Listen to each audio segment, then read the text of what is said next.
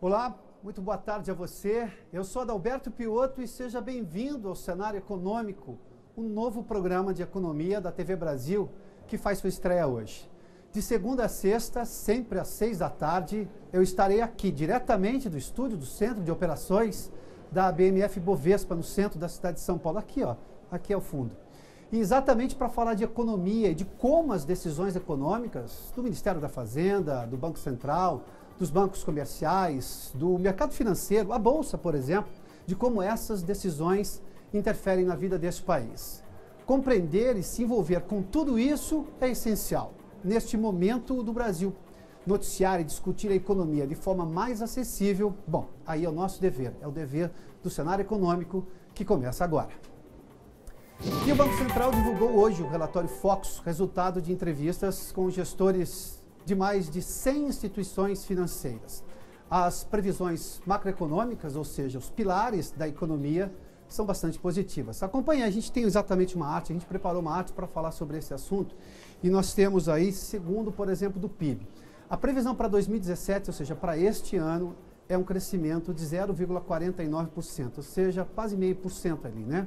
Em 2018, aí a gente teria um crescimento se confirmando, segundo a previsão desses economistas e gestores dessas 100 entidades ouvidas pelo Banco Central. Em 2018, a previsão é de alta do PIB de 2,39%. Vamos dar uma olhadinha agora no que a gente tem na sequência ali, olha. O PIB para 2015 e 2016, só para a gente ter uma ideia, esse já é o consolidado. Só para comparar, se o crescer 0,5% agora em 2017 é um problema, dá uma olhadinha o que foi em 2015, uma queda de 3,8% do PIB, e em 2016 ainda um ano muito difícil, a gente vai falar disso no programa ainda, tem uma questão de desemprego muito alta no país ainda, também teve uma queda de 3,5%. Isso é dado consolidado. Os dados anteriores, 2017 e 2018, são previsões aí dos economistas.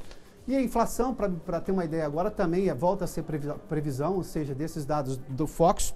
Para 2017, nós temos ali uma previsão de inflação de 4,36% ao ano. A meta do Conselho Monetário Nacional, ou seja, o governo federal trabalha com uma meta de 4,5% ao ano. Esse é o centro da meta. Ou seja, a gente provavelmente vai ter uma inflação abaixo do centro da meta, o que é uma notícia extremamente positiva, levando-se em conta o nosso passado ali. E por último, eu tenho aqui também, aliás, a taxa Selic, porque a inflação baixa faz com que a taxa Selic seja reduzida.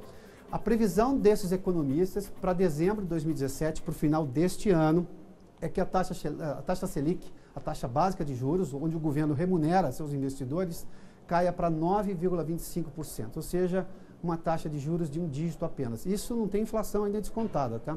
A taxa atual hoje, depois dessa última redução do Comitê de Política Monetária do Banco Central, é de 12,25%.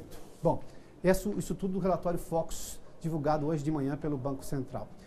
E ainda na fase de notícias boas, os alimentos tiveram redução de preço, o que fez a inflação para um grupo importante da população brasileira cair. Nós temos também outras telas aí para mostrar exatamente que o índice de preços ao consumidor de fevereiro, que mede a inflação para famílias de baixa renda, ou seja, um ganho familiar entre 1 e 2 salários mínimos e meio, ou seja, o começo dessa pirâmide teve redução importante. A taxa chamada de IPC1, e saiu de uma alta de 0,54% em janeiro, no último mês, agora em fevereiro, uma alta de 0,07%.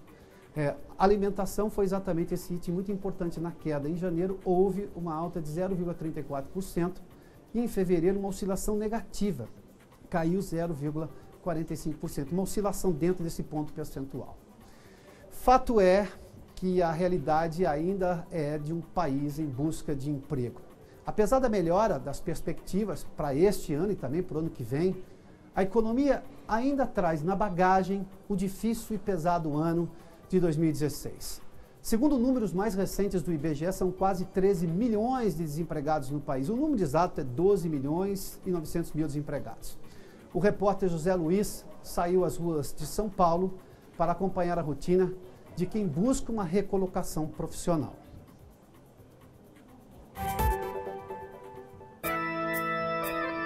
Eu tenho vaga feminina, masculina, sem experiência, carteira assinada, pagamento, TIG, cesta básica, convênio, vale. Nas ruas do centro de São Paulo, o seu Gidalzo chama a atenção de quem passa. Vamos ajudar seu filho, sua mãe, seu pai. Não fica desesperado, chega aqui que eu te ajudo na Walmart. O anúncio em voz alta não é de um produto à venda, mas de um gênero de primeira necessidade: emprego. Trabalhar na área de segurança, portaria, vigilante, monitoramento, controlador de acesso, limpeza, ajudante geral, todo tipo de vaga. E eu pego também sem experiência. São 10 da manhã de uma sexta-feira e na caixinha de papelão os currículos recebidos até ali. Aparentemente nem são tantos, mas ele garante não ser assim nos outros dias da semana. Trabalho de uns 60 a 70 hoje. Se fosse na segunda-feira era 300. A todo momento alguém deposita na caixa a esperança de conseguir um trabalho. Gente como o Joel, desempregado há 6 meses. É uma vaga de ajudante, estoquista, qualquer coisa assim do ramo assim, de logística assim. O que tiver? O que tiver, eu tô dentro, né? Do jeito como tá as coisas hoje em dia, né? A gente não pode escolher, né? O ajudante geral é um dos mais de 12 milhões de desempregados do país. E as ruas da maior metrópole do Brasil são um espelho do que acontece em quase todas as cidades brasileiras, de norte a sul. Já zerou, não tem mais já. Agora tem que procurar. Esperança e otimismo são indispensáveis para enfrentar uma situação como a que o país vive hoje. Mas isso não basta. Com o desemprego em alta, o consumo em baixa e as empresas em compasso de espera para fazer novos investimentos, o momento difícil parece estar longe do fim. Aí surgem sempre as mesmas perguntas: quais são as saídas? Como enfrentar tantas dificuldades? E quanto tempo isso ainda vai durar? Para conseguir algumas respostas, eu conversei com especialistas em finanças. Segundo eles, 2017 começa com uma perspectiva melhor que o ano passado. Inflação em queda, redução dos juros e as reformas propostas e colocadas em prática pelo governo dão confiança ao mercado, o que tem relação direta com a recuperação da economia. Nós temos claros indicadores de crescimento da atividade econômica já no final do ano passado e no início desse ano. Devem haver novas oportunidades de emprego. Existe também sempre a perspectiva de se tornarem empreendedores ou então de trabalharem de forma autônoma. A geração de emprego não é no primeiro momento, ela é um processo. No primeiro momento tem que vir o investimento, você tem que ampliar os negócios, tem que reativar as empresas e aí você começa a chamar as pessoas. E a confiança é fundamental nesse momento para que as coisas comecem a acontecer, mesmo os números ainda não estando bons definitivamente na economia. Nós devemos ter uma safra agrícola recorde esse ano e o preço das commodities, tanto agrícolas como metálicas, deve ser bastante favorável esse ano para o Brasil. E o Brasil vai se beneficiar dessa condição. Mas a recuperação será lenta. O crescimento de 0,5% previsto para o PIB este ano não será suficiente para diminuir acentuadamente o desemprego e ajudar os 60 milhões de brasileiros que hoje estão endividados. Gente que precisa fazer empréstimos para pagar as contas do mês. Eu vivo no especial ou empréstimo de banco mesmo. Não dá para pagar tudo. E a consequência disso é o quê? Juro todo mês, aí você recebe, paga o do mês passado, fica devendo para o mês que vem. E se 2016 foi o ano do aperto para uns e até desespero para outros, 2017 começa com cara de que as coisas vão melhorar. E quando isso começar a acontecer, quem tiver cautela vai se recuperar mais rapidamente. Nesse primeiro momento, o endividado busque equacionar sua dívida, busque não fazer outros gastos adicionais, ou nesse momento que ele está em dívida, tomar um outro crédito, a não ser que seja para solucionar. Eu tenho dívidas com juros do cartão de crédito, que é um absurdo da faixa de 450%.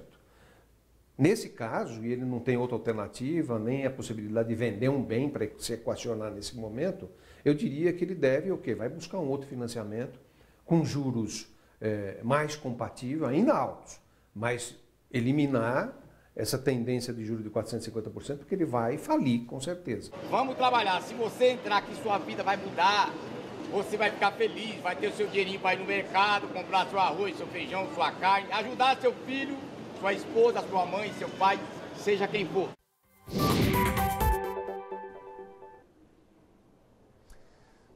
Bom, Bom, como você viu aí na reportagem, juros de 450% ao ano não tem nada a ver com a taxa Selic. A taxa Selic está caindo, os juros ainda por consumidor estão subindo e ainda mantém um patamar muito alto. Tem uma discussão do Banco Central, a gente vai tratar desse assunto aqui no cenário econômico, que tem a ver com o seu dia a dia. Uma coisa é o que o governo economiza com taxa Selic, e isso está economizando bastante porque a taxa está se reduzindo. A outra coisa é o quanto você paga quando vai fazer empréstimo. Isso é o spread bancário, o que o banco está cobrando de você do que ele paga quando você investe.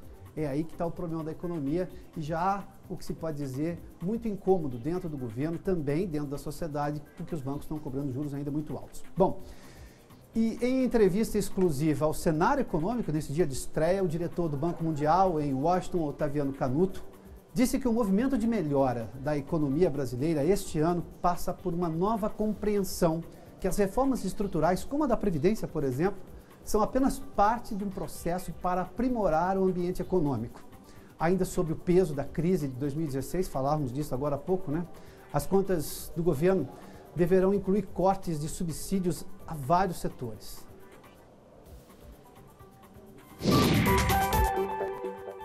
Eu acho que você está correto quanto à carga de 2016, mas pelo menos há alguns sinais inequívocos de uma recuperação ainda que lenta.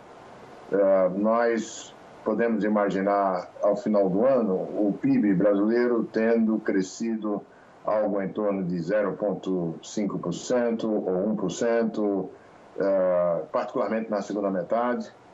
Nós não vamos recuperar, evidentemente, os 8% de PIB que perdemos desde meados de 2014, mas a perspectiva vai ser certamente uma de início de uma recuperação, cujo fôlego vai depender da continuidade das reformas estruturais que estão sendo colocadas, negociadas e implementadas e aprovadas pelos poderes.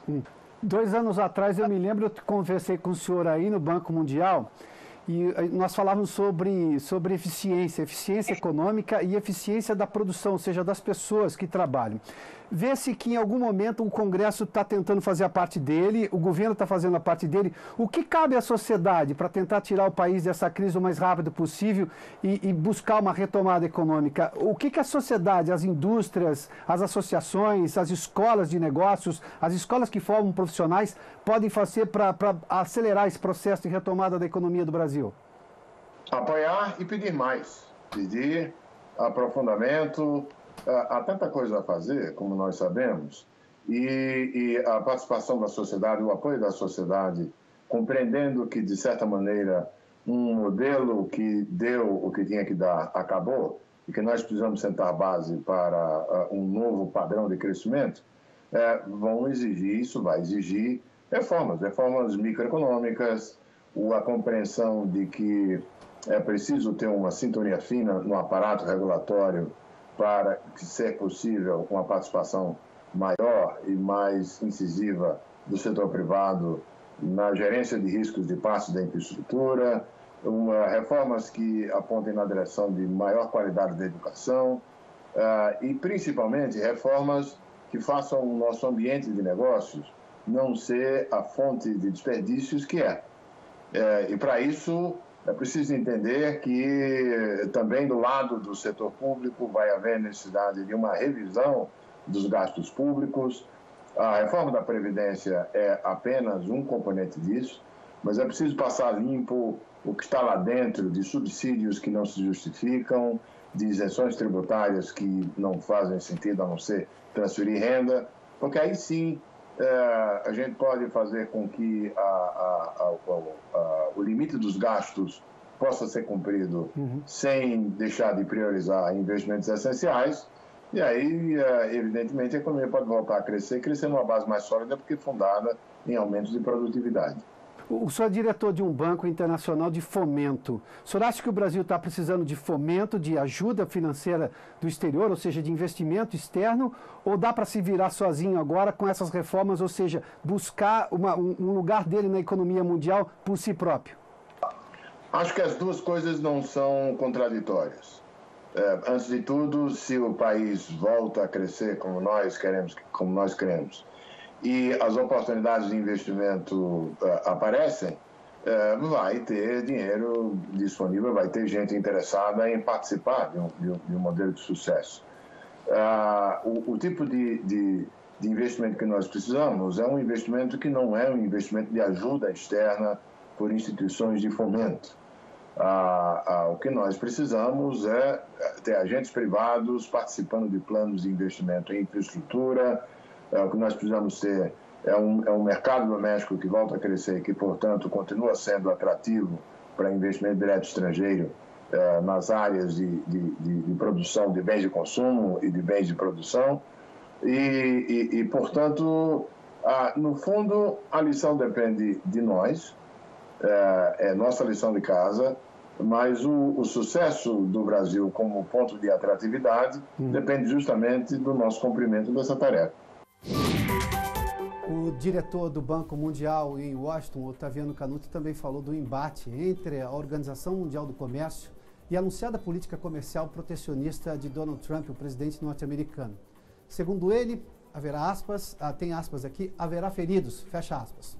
Ele disse que as críticas à globalização, críticas à parte, é inegável que, na média, o mundo ficou melhor com o comércio mais aberto e redução da pobreza no mundo todo. O cenário internacional com Trump exigirá mais criatividade e busca de novos parceiros por parte do Brasil. Desafios do senador Aloysio Nunes, que toma posse como novo ministro de Relações Exteriores amanhã, em substituição a José Serra. E a discussão em torno da reforma da Previdência, falando em reformas, abre a semana com polêmica. O relator da proposta da Previdência na Câmara defendeu punição para gestores públicos que derem calote na Previdência, ou seja, não pagar o INSS. O repórter Pedro Moreira está ao vivo agora em Brasília e tem mais informações. Pedro? Olá, Adalberto. Boa noite para você, boa noite a todos que acompanham a estreia do cenário econômico. Olha, o relator da reforma da Previdência, Arthur Maia, ele se referiu especificamente aos prefeitos. Ele falou que as prefeituras até repassam para a Previdência aquele valor que é descontado dos salários do funcionalismo, mas que os prefeitos não pagam a parte que é do empregador, a contribuição patronal de 20% da folha. A gente lembra que a maioria das prefeituras do país não tem regime próprio de Previdência e os servidores se aposentam pelo INSS. Então, Arthur Maia falou que estuda uma forma de transformar esses débitos em crime de responsabilidade, aquele tipo de crime cometido durante um mandato, que pode levar até a perda do cargo. Ele também ele comparou aí as contribuições para a Previdência à pensão alimentícia, aquela que é paga pelos pais separados, que leva à prisão. Então ele foi perguntar, então o senhor defende que seja preso quem deve à Previdência? Aí ele disse que estuda uma forma de responsabilizar também as empresas para evitar a sonegação e tentar diminuir aí o déficit com a Previdência. Adalberto. Muito obrigado, Pedro. Isso só para se ter uma ideia de como a discussão sobre a Previdência é complexa. Há uma série de coisas a serem feitas e uma série de coisas a serem compreendidas também. Dever para o INSS reclamar da reforma da Previdência não faz sentido. Essa é a discussão que está tendo agora na Câmara e vai se alongar por um bom tempo. E é importante que você participe. Nós estamos falando de Previdência Social. Bom, e mais de um terço dos consumidores não conseguiram pagar todas as contas no mês de fevereiro. A repórter Vanessa Casalini está no estúdio da TV Brasil aqui em São Paulo e explica melhor o que aconteceu para tanta gente entrar no vermelho. Oi, Vanessa, o que aconteceu, hein? Olá, Piotr, boa tarde. Boa tarde para você que está aqui com a gente na estreia do cenário econômico. Olha, quase 60% dos consumidores pretendem apertar os cintos e cortar gastos em março. Isso porque mais de um terço, como você disse, não conseguiu pagar todas as contas em fevereiro. Os números fazem parte de um novo indicador criado pelo Serviço de Proteção ao Crédito e também pela Confederação Nacional dos Dirigentes Lojistas. Agora, esse aperto se deve não só à crise, reflete também as despesas típicas de início de ano, como impostos, por exemplo, e até as contas das comemorações do fim de 2016.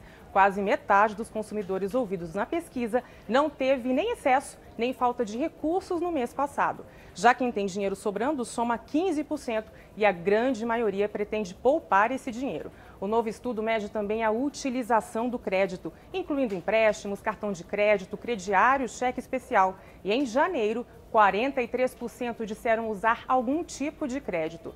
sendo que o cartão foi o preferido. O problema aí, né, a gente já viu, os juros dessa modalidade são altíssimos, 450% ao ano. E outro problema é que a maioria usou cartão de crédito para custear despesas do dia a dia, como alimentação, supermercado, farmácia. E ainda em relação ao crédito, o novo indicador mostra que quanto mais próximo de 100, maior o uso. E em fevereiro, esse índice ficou em quase 28 pontos. Quer dizer, parece que o uso do crédito é que está um pouco incorreto, né, Piotr? É preciso pegar um crédito mais barato? Tem que buscar exatamente as modalidades melhores, precisa saber o quanto das pessoas têm acesso a esse crédito mais barato. O cartão, como já está ali, basta gastar, se não passar do limite, o cartão aceita. Mas a sua observação é exatamente o que dizem exatamente os economistas. Acho que 9 entre 10 economistas, se não forem 11 entre 10 economistas, ou seja, todos e muito mais, pedem para você trocar o cartão de crédito ou o cheque especial por uma modalidade de crédito, ou seja, um dinheiro mais barato no banco. Bom, e daqui a pouco, depois do intervalo, nós temos os números do mercado financeiro e uma entrevista ao vivo aqui no estúdio com Luciana Pellegrino, da Associação Brasileira de Embalagem. A indústria de embalagem é um setor, um termômetro da economia. Daqui a pouco a gente fala sobre isso. A gente volta em instantes. Bom, vamos falar do mercado financeiro agora. Nós temos já os números do mercado financeiro hoje, aqui na Bolsa de Valores de São Paulo, aqui no BMF Bovespa. Tá lá, o dólar comercial nesse momento está em alta de 0,41%, cotado a R$ 3,128, R$ 3,12, se você preferir. E também temos aí o índice Bovespa, está em 66 mil pontos, uma oscilação negativa ali de 0,66%, esse é o número do Ibovespa. Bom, e para falar um pouco mais agora sobre exatamente um termômetro da economia, que é a indústria de embalagens, a Luciana Pellegrino está conosco aqui. Luciana, seja bem-vinda aqui ao Cenário Econômico. Obrigada. Não é novidade para ninguém que a indústria de embalagens antecipa boa parte dos números, até porque ela vai fazer embalagem para todo mundo, exatamente, independentemente do setor, se é metalurgia, se é alimento, seja lá o que for. Exatamente. O que nós temos hoje de realidade nesse setor? Dá para imaginar que realmente a economia está sendo retomada, teremos uma situação melhor agora até o final de 2017? Sim, felizmente a gente já começa a perceber alguns sinais de recuperação que virão mais apropriadamente a partir do segundo semestre. Então, nesse primeiro semestre, a gente ainda tem um cenário mais estável, sem um crescimento real, mas já no segundo semestre do ano, a gente já espera ter um crescimento em torno de 1,5% no segundo semestre, o que vai deixar para a gente um crescimento no ano de 0,6%. Esse 1,5% no setor, é isso? Isso, exatamente. O 1,quanto? 1,5% no segundo semestre. E isso vem com retomada de emprego também, porque a gente mostrava há pouco aqui, o grande drama hoje é recolocação profissional. Há muita gente procurando. E essa crise traz aqui uma novidade, porque tal como nos anos 80 tivemos uma crise muito pesada no país, ela atinge de A a Z, ou seja, desde o trabalhador braçal, o trabalhador básico do chão de fábrica, até profissões mais remuneradas, ou seja, cargos mais remunerados. Esse emprego volta quando? E volta em uma outra parte antes da outra ou não? O que aconteceu é que a gente enfrentou 2 anos muito difíceis, né? Então, 2015 e 2016, a gente teve uma forte desaceleração na indústria de embalagens, como um termômetro que a gente percebe que se expandiu para todos os setores produtivos. E, com isso, uma queda no nível de emprego bastante expressiva. Já agora, com essa recuperação que nós estamos prevendo, o emprego começa a se recuperar, mas de uma forma ainda muito tímida. Então, primeiro precisamos aquecer a demanda, ocupar aquela capacidade ociosa das indústrias. A gente chegou num nível de ociosidade bastante baixo, quase que um nível histórico. Então, o que a gente precisa primeiro é realmente ter a certeza volta desse aquecimento da demanda, já uma reposição de estoques, para que então a indústria volte a contratar. Então, a gente espera que a gente pode ter uma reposição ainda num patamar bastante baixo, de 0,5%, e ainda ao longo do ano. Então, de novo, mais focado para o segundo semestre, até porque a produção de embalagens ela tem uma sazonalidade muito grande. E o segundo semestre é onde a gente tem uma demanda maior, já para atender Natal, já para atender o verão. Então, naturalmente, já tem uma contratação nessa época. E a gente espera que já no final do primeiro semestre. Já. Isso.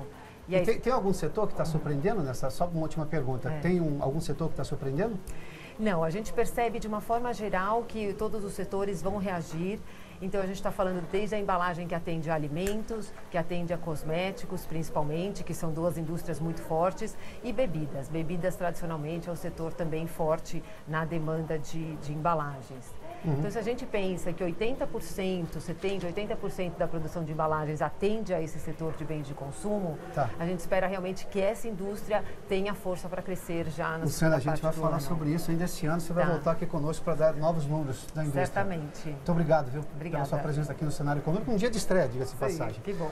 Bom, e para terminar essa edição de estreia, a agenda econômica de amanhã, a Anfávia divulga nesta terça o desempenho da indústria automobilística. O setor apostou em aumento da produção em janeiro, mas recuou com férias coletivas e feriado prolongado em fevereiro no Carnaval. No mais, obrigado pela sua companhia, pela sua audiência nesse programa de estreia do Cenário Econômico. Ao longo deste ano nós vamos ter muita coisa a discutir da economia desse país. Você é meu convidado sempre. Boa noite e até amanhã.